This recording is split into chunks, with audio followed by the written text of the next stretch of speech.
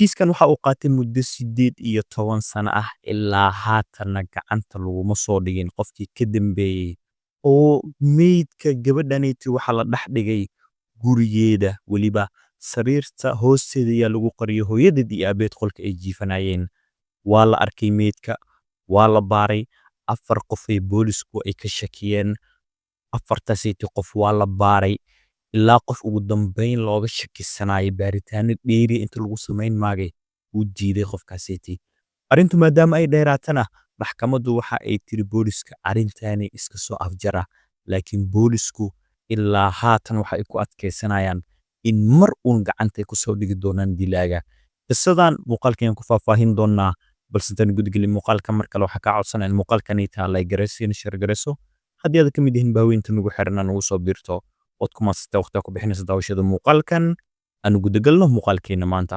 qisadan waxay ka dhacday magaalada city Mumbai ee waddanka city India sanadii 2007 waxaana ay ku dhacday qoyskaniti oo ka kooban 4 xubnood aabaha qoyskaniti waxa lagu magacaabaa Hindura halka maamada qoyskana la dhaho Kalbana laba gabar oo qoyskaniti ka dhashay gabadha curadka ana waxa lagu magacaabaa Shital halka gabadha curad labaadka ayadana loogu magac daray Snehal qoyskana noloshoodu waxa ay iskeed mid iska caadi ah walow mararka qaar ay dhici jirtay buuq labada waalid soo kala dhaxkalo heer deriska ay soo kala dhaxkalaan arintooduna sida saytul lagu xalliyo noloshooda kale laakiin waxa iskeed mid iska caadi ah oo aabaha qoyskaniti waxa uu ka shaqeynayay goob xafiis ah halka maamada qoyskaniti ay iskeed macallimada iskuul labada gabar ee qoyskaniti ee dhalay markii ay soo weynaadeenna hore jaamacadeed ay soo gaareen waxa ay noqotay in gabadha curadka ee qoyskan laguna magacaabo Shital in loo diro waddanka city Ingiriiska si halka waxbarashadeeda ay kaga sii wadato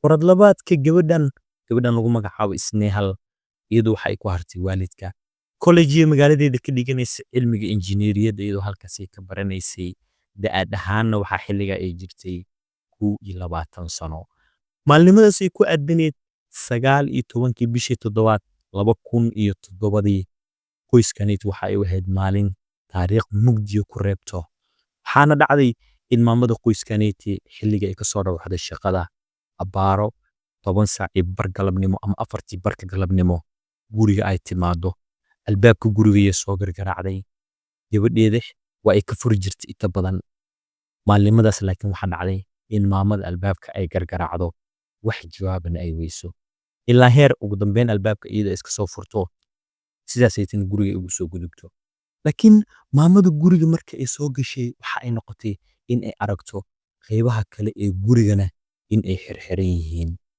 waa ay shakisay gabadheedii u sii wacday oo waxa istiri laga yaabay inaysan ku maqlin qayb ka mid ah guriga ay ku sugan tahay laakiin cidna uma jawaabin maamadan gurigii oo idiliyay ka baarbaartay gabadheeda waa ay weysay ilaa heer diriskana ay weydiisay marka dambe oo ay tiraahdo gabadheeda ma aragteen waxaan loogu jawaabay maya gabadhaada ma arag maamadu waa ay yaabtay waayo gabadheedana xilliga waxa iska ahayd gabar lugta ka dhaawacan oo socod aanan awoodi karin waxa isweydiisay gabadhaada xaggee u baxday socod ileen uma suurtageleynin oo guriga inay joogtay aheede xaggee aadii istiri maamada taleefankii gabadhii si halhaleela ku wacday maamada waa uu dansan yahay yaa la dhahay mar kale ay ku celisay si ay u xaqiiqsato waan dansan yahay taleefanka waa ay naxday oo gabadheedu markaa waxa ay isweydiiso ay tiri xaggee gabadhan sidee u maqan tahay waqtigaana waayo inta guriga ayaan ka filanayay taleefankeedana waxa ay ku aragtay fariin gabadha iyada ay dhashay taleefankeeda laga soo diray abaaro maalinimadaas waqti ay ku beegneed 9 saac 28 daqiiqo fariinta markii ay furtana waxba kuma qorno oo waa fariin faaruq ah maamadun waa ay sii naxday waxaana ay noqotay in asxaabteeda xitaa ay wacdo waxaana loogu jawaabay gabadha ma arag maamadu intaa markii dhacdooyin ay aragtay oo gabadheediina ay weysan tahay waxa ay noqotay in ninkeedii si halhaleel ay u wacdo iyadoo dhahaysa gabadhii waa aan raadiyey taleefankeedu waa uu dansan yahay deriskana ma aragay leeyihiin asxaabteedii sidoo kale isoo gaar gabadhii aan raadino sidaasaytii ninkaan markaa ku tiri islaantan ninka waa uu soo cararay guriga markuu u yimidna waxa ay noqotay in gabadhii baadi goob xooggan ay u sii galaan meel kastoo gabadha ay ku tuhmi karaan labadan waalid waxa ay sameeyeen in baaritaan badan ay ka sameeyaan ilaa heer ugu dambeyn ay la soo gaartay habeennimadii. Waa ay daaleen labadaneeti waalid, waxaana ay noqotay in arrintu markaa ay noqoto in booliska ay u tagaan gabadha iyaga ay dhaleenna xogta ay u sheegaan oo ay ku dhahaan gabadhana weysannahay annaga aan dhalnay waan walwalsannahay booliska inaad noo raadisaan yaan doonina xogtii u soo dhaafeen booliska labadaneeti waalid. Xogtana boolisku waa ay ka qabteen waxaan labadan waalid lagu dhahay si degdeg ayaan ku raadinaynaa isdejiya. Labadan waalidna waxaa gurigoodii ay ku soo hoydeen habeenkaa ayagoo walwalsan oo ay iska seexdeen. Laakiin maamada guriga habeenkasiti waxay u ahayd walwal in gabadheeda la'aanteed ay seexanayso iyadoo aanan arkaynin meelna ku sheegin. Hurdadii u cuntami weysay habeenka mugdiyo kale uu ahaa sidaasayt ilaa waagu ugu baryo oo hurdo maamadii waa ay kari weysay. Subaxnimadina maamada waxaa dhacday iyadoo guriga iska hagaajisanayso in sariirta hoosteeda sariirtii ay ku jiifeen iyadii ninkeeda in ay ku aragto qof meyd ah. Waa ay qaylisay xilligaasaytii ninkeeda waxa uu joogay daaradda guriga waxa uu soo cararay waxa ay tiri meyd yaa sariirta ku hoos jiro. Meydkii soo jiideen waxaanay arkeen gabadhoodii ay raadinayeen oo meyd ah in iyadu ay tahay. Afkiya gabadha xilligaasaytii laga xiro sharootiya laga saaray markii la dilaayay waa la ceejiyay dhaawac kama muuqanin sidaasaytiya ilaa nafta ay ka baxda lagu waday. Labada waalidna waa ay dhawaaqeen oo deriskiya ku soo baxay waxaana ay noqotay in arrintii booliska la wargeliyo. Boolisku waa ay imaadeen meydkii goobta ka qaadeen si baaritaan loogu sameeyana waxay u direen sheebaar dhimashada gabadhaneeti si loo soo xaqiijiyo. Booliskana xaqiiqada loo soo sheego waxa ay noqotay in warbixin loogu soo daabacay oo la dhahay gabadhaneeti waa la ceejiyey naqaski in uu ku dhegay sidaasaytii u geeriyootay. Booliskuna waxa markaa ay ku noqotay arrin baaritaan adag kaga baahan in gabadhaneeti caddayn meel uun ay ku soo sheegaan. Sababta in qofkii la raadinayay meydkii haddana guriga laga dhex helay oo labadan waalid xalay booliskii u imaadeen subaxnimadanna meydkii gurigiyaa laga helay. Boolisku waxay ku noqotay xoogaa arrin la yaab leh. Baaritaanadoodii iyo boolisku guda galeen waxaana ay sameeyeen in gabadhaneeti ay baaraan taleefankeeda dadkii ay la macaamilaysay si ay wixii ugu dambeeyay dadkii ay isla macaamileen booliska ay u arkaan.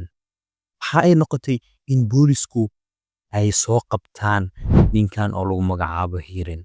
Hiirin gabadhaneeti waxaa kala dhaxeeyay xiriir college-kii isaga ka baxay dhiganaysay waxaana ay isbarteen gabadhaneeti college-ka markii ay ku soo biirtay ay isbarteen isaga waa uu ka baxay waa uu qalin jibiyey waa uu shaqaynayay laakiin goobta isku barteen halka ayay ahayd.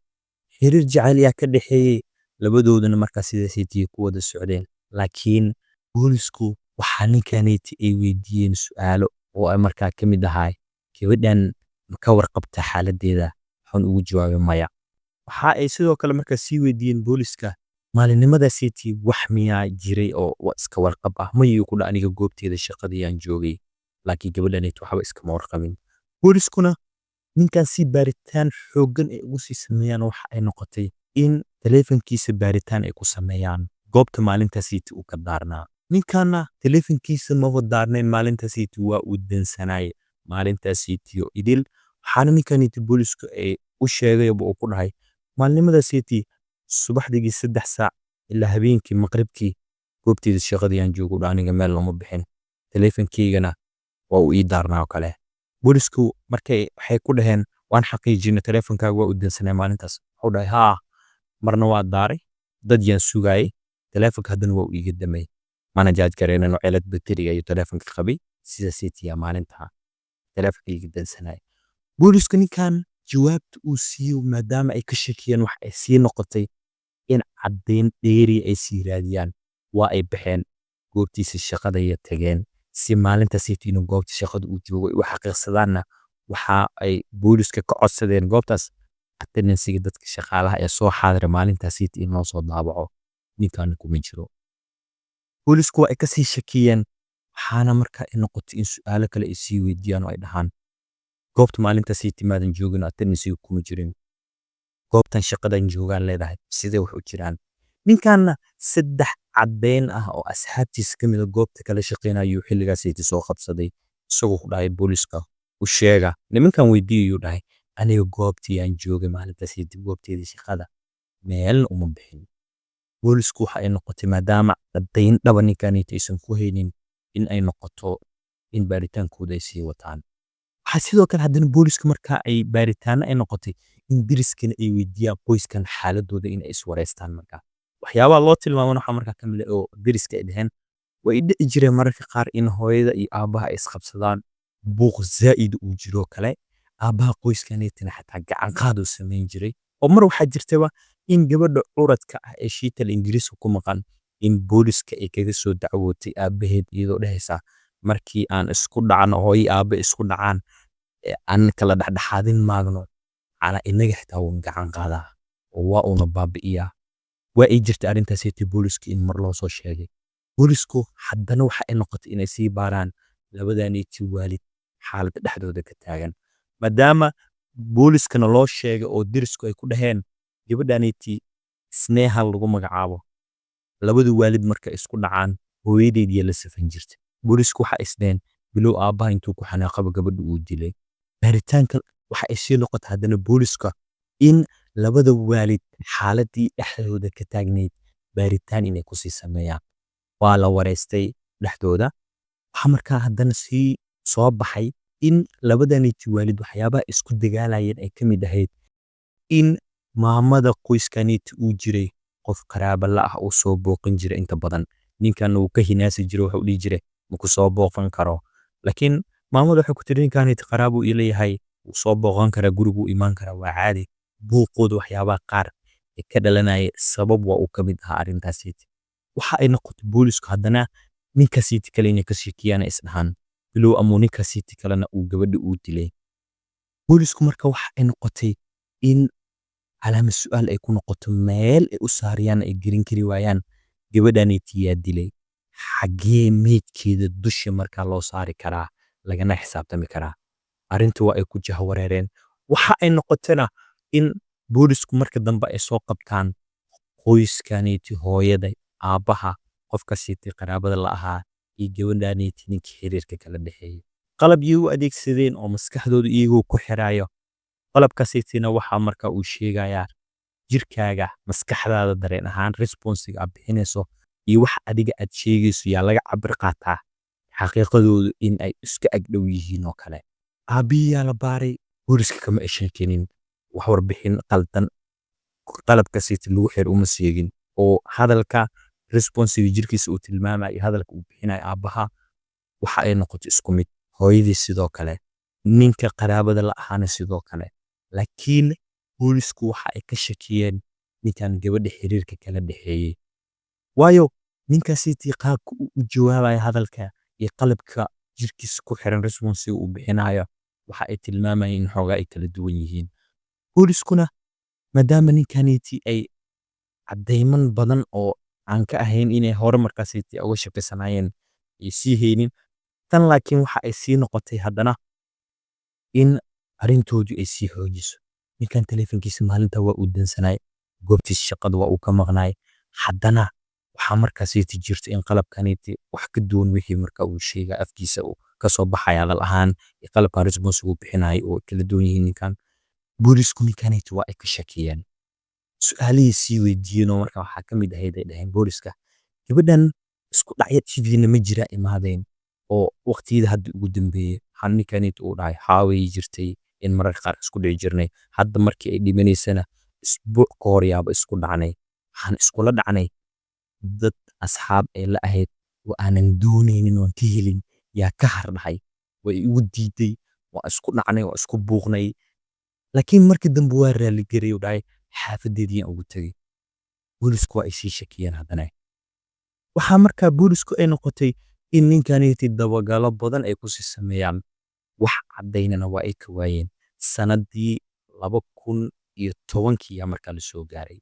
Waxaa markaa jirtayna in boolisku ay codsadeen markaanayti in maxkamad ay ka codsadaan in ninkaanayti lagu sameeyo in daawo jirkiisa sakraaminaysa la siiyo si looga faa'iideysto qalbigiisa waxa ku jirna xilligaasaytay dibadda uu soo dhigo. Processkaasna maadaama waqti uu qaadanayo in maxkamadii ay soo ogolaato, ninkaneytu waa uu iska baxay, Maraykankii iska aaday xilliga si halkaasaytu waxbarasho uu kaga sii wato. Laakiin waxa uu dib u soo laabtay bishii afaraad 7deedii 2010kii. Boolisku xilligaasaytu waa ay qabteen ninkan waa ay xireen. Waxaana markay ku dhaheen mar kale waxaan doonaynaa kiiskiina wax kaa weydiino.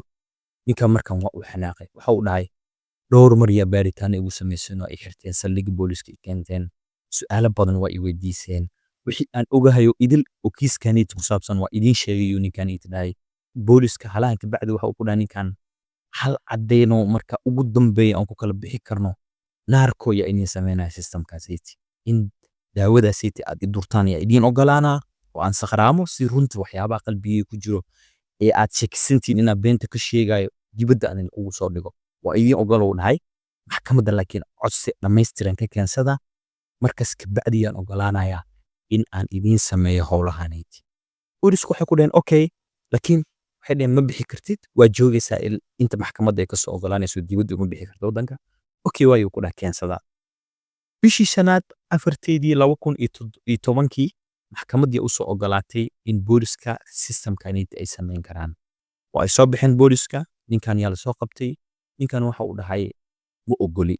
Maadaama ninkaneyti daawo jirkiisa lagu duraayo, waa uu diiday xuquuq ahaan. Waxa uu dhahay maya, liguma xadgudbi karo, ma ogoli mashruucaneyti in aan sameeyo.